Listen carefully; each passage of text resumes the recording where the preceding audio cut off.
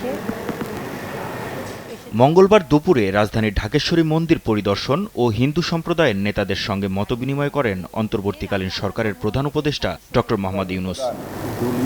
প্রধান উপদেষ্টা বলেন, হিন্দু মুসলিম পার্থক্য করা বা বিভেদ করার সুযোগ নেই, সবার সমান অধিকার রয়েছে। আমাদের গণতান্ত্রিক যে আকাঙ্ক্ষা, সেখানে আমরা বিবেচিত মুসলমান হিসেবে নয়, হিন্দু হিসেবে নয়, বৌদ্ধ হিসেবে নয়, মানুষ হিসেবে আমাদের অধিকারগুলো নিশ্চিত হোক এমন বাংলাদেশ আমরা করতে চাচ্ছি, যেটা আমরা এক পরিবার। এটি হলো মূল জিনিস।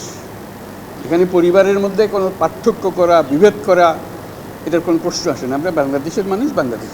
গণতান্ত্রিক অধিকার, মানবাধিকার প্রতিষ্ঠায় অন্তর্বর্তী সরকারের মূল লক্ষ্য বলেও জানান ডক্টর ইউনূস।